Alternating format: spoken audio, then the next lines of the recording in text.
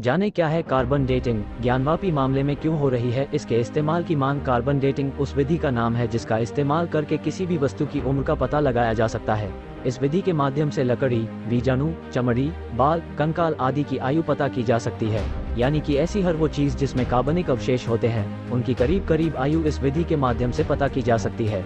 इसी कारण वादी पक्ष की 4 महिलाओं ने ज्ञानवापी परिसर में सवे में मिले कथित शिवलिंग की कार्बन डेटिंग या किसी अन्य आधुनिक विधि से जांच की मांग की है। क्या होती है कार्बन डेटिंग की विधि? दरअसल हमारी पृथ्वी के वायुमंडल में कार्बन के 3 आइसोटोप पाए जाते हैं। ये कार्बन 12, कार्बन 13 और कार्बन 14 के रूप में जाने जाते हैं। कार्बन डेटिंग की विधि में कार्बन 12 और कार्बन 14 के बीच का अनुपात निकाला जाता है। जब किसी जीव की मृत्यु होती है तब ये वातावरण से कार्बन का आदान प्रदान बंद कर देते हैं।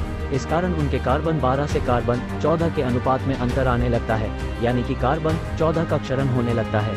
इसी अंतर का अंदाजा लगाकर किसी भी अवशेष की आयु का अनुमान लगाया जाता है। क्या पत्थर पर भी कारगर है कार्बन डेटिंग? जी हाँ, ये विधि पत्थर पर कारागार है। आमतौर पर कार्बन डेटिंग की मदद से केवल 50,000 साल पुराने अवशेष का ही पता लगाया जा सकता है। पत्थर और चट्टानों की आयु इससे ज्यादा भी हो सकती है। हालांकि कई अप्रत्यक्ष विधियां भी हैं जिनसे पत्थर और चट्टानों की आयु का पता लगाया जा सकता है।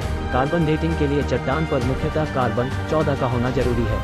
अगर ये चट्टान पर न भी मिले तो इस पर मौजूद रेडियो एक्टिव आइसोटोप के आधार पर इसकी आयु का पता लगाया जा सकता है। क्या आपको पता है इसकी खोज कब हुई थी? आपको बताते हैं, 1949 में हुई थी कार्बन डेटिंग की खोज। कार्बन डेटिंग के विधि की खोज 1949 में हुई थी।